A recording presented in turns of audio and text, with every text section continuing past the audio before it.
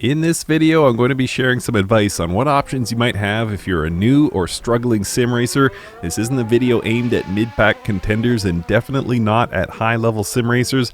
This one is for those who usually find themselves at the back or near the back of the field and probably many seconds off pace. Sim racing can be an intimidating community if you focus on the wrong things early on, so I'm going to take a few minutes to hopefully put you at ease and on the right track to improve, and above all, have fun. Let's go.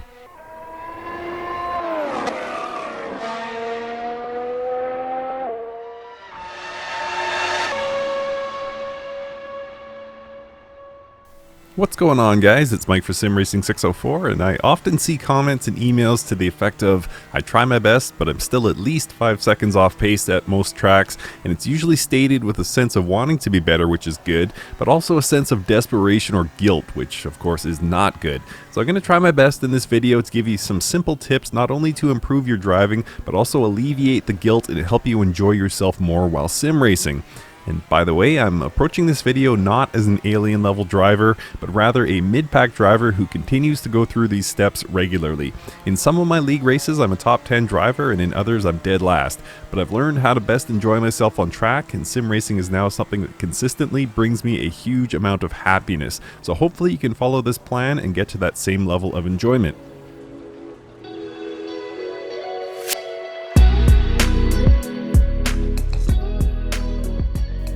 So here's a question for you. What have you put more time into researching? Ideal corner lines or your sim racing hardware? Braking techniques or your force feedback settings? It's easy to get hung up on the details in sim racing, but racing fundamentals are far more important to your success on track. There's countless guides online, but the best I've found so far is Driver61. He created a huge number of racing guides that could be thought of almost as required reading for sim racing. There's a number of other options out there, but his videos, in my opinion at least, are the simplest to understand and put into practice. As a primer, the Going Faster video is another video that I consider must watch. It looks dated, but the racing fundamentals discussed will apply to any era. My advice is to book a couple of hours for yourself and watch these videos and study them intently. I've left links in the description to get you started, and if anything is unclear, Google it and continue with your research. Try to build an understanding of racing and corner lines, how braking distances affect lap times, the importance of corner exit speed, and what understeer and oversteer are. As a general rule, faster sim racers have a solid understanding of the principles of racing technique and apply them very well. If you watch videos from alien level sim racers, a lot of what they do better than us boils down to braking later and following corner lines that maximize their exit speed. Their car setup matters, of course, but in all likelihood an alien with a stock setup would beat most of us with a great setup by a healthy margin. When you watch hot laps from people like James Baldwin, the things that immediately jump out at you are how late they brake, how wide they run on corner entry and exit, and how much curb they take at the apex. And how early they get on the throttle coming out of a corner matters as well. The how and why of these points can be better understood once you learn the fundamentals. One important thing to keep in mind while learning race fundamentals is that being less aggressive is most likely faster. It seems counterintuitive or even contradictory, but slow is smooth and smooth is fast when it comes to racing. Try to not overdrive the car. Keeping the car under control should be a primary focus as you learn. And there's countless techniques over and above the fundamentals that you may have heard of, like trail braking, slip angle, but if you're multiple seconds off the pace, start with making the fundamentals second nature. Try not to get mired in new techniques before mastering the basics. Learn what an ideal corner line looks like, along with the effects of late braking and early throttle, and keep it simple.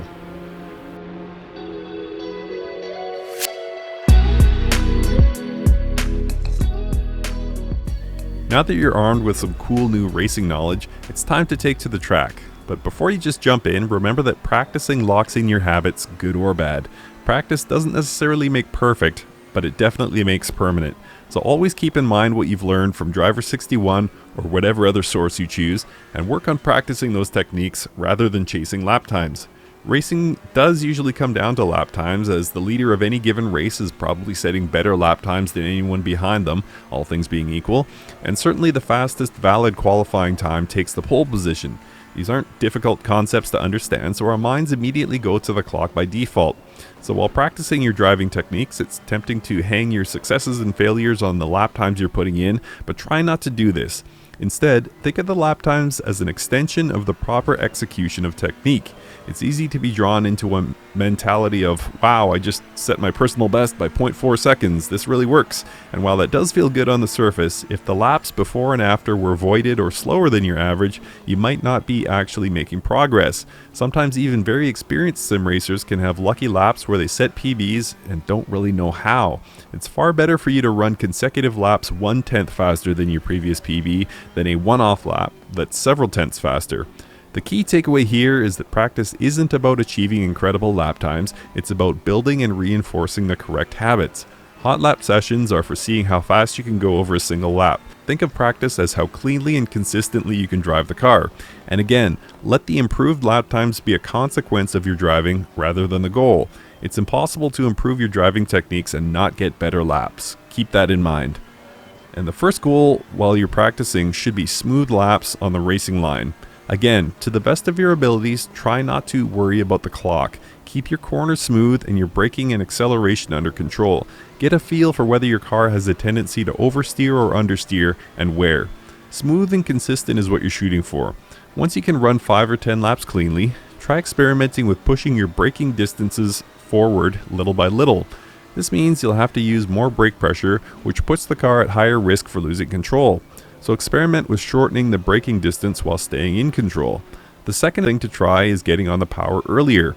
It's no secret that stomping on the loud pedal on corner exit is risky business.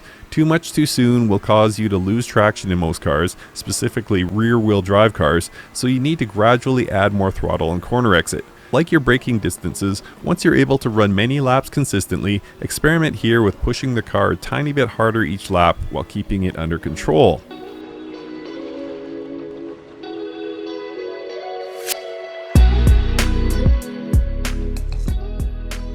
One of the biggest steps forward I've had in growing as a driver is realizing that positions can be gained through consistency alone. In my own experiences, I often finish races in a higher position than I qualified. This theory doesn't translate well to high-end esports events or the like, but we're not at that level anyway. For those of us who race in fun leagues or online lobbies, keeping the car on track and on any pace can get you ahead. You often find fast drivers who push their car so hard relative to their skill set that they can't keep it on track. A spin or a significant off-track incident for these people can easily cost them 10 or 20 seconds. So even if you're losing 5 seconds each lap to one of these fast but erratic drivers, staying consistent can get you well ahead of somebody who's driven off track, and it can take them several laps to catch back up to you. And another key element to consistency is the consistency of what you're driving. In any race title worth mentioning, every car has unique performance and handling characteristics. It's not a forever thing, but in the days and weeks where you buckle down to understand driving technique and practice these techniques, pick one car to learn and grow with. You'll come to understand the braking distances, how sensitive the car is to throttle input, whether it tends to oversteer or understeer, etc., etc. These are variables between different cars, and it'll be important to minimize the number of variables while you're learning. Personally, I use the Assetto Corsa Competizione as my primary sim, but it doesn't have to be ACC that you learn in. I like it as a learning tool because the physics are very consistent and there's lots of options for GT3 cars, and GT3, in my opinion, is a good class of car to learn with. Again, it's not a forever thing, and if you just can't enjoy yourself in a car, then you certainly can change it, but the longer you stick with a certain car and track combo, the better you'll be able to gauge your progress.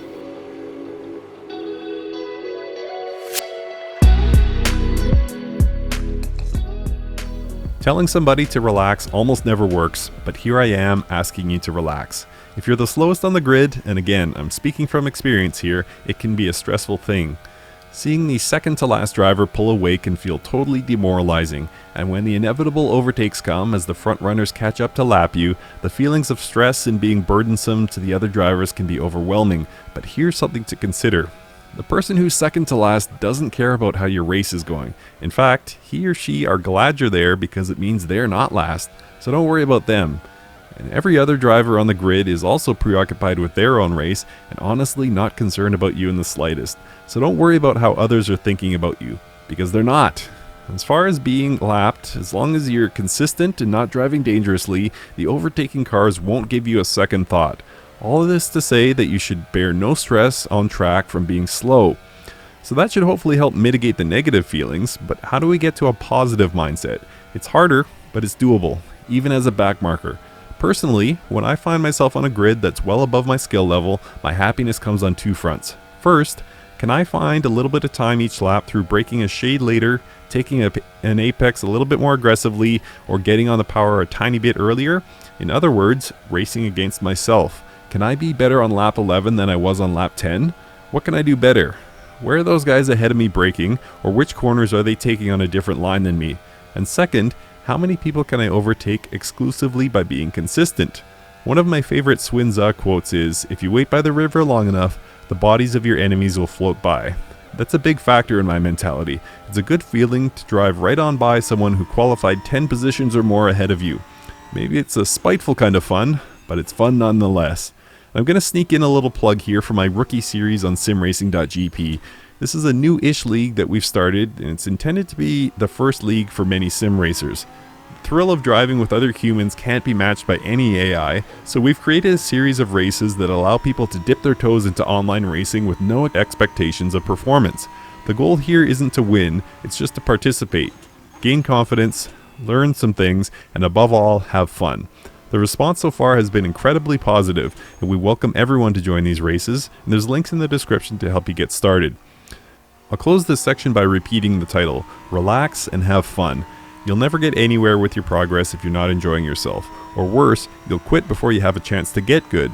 You can race offline if you feel the need, or find beginner leagues like my rookie series, but when you find yourself in a race where you're struggling, focus on yourself and stay positive.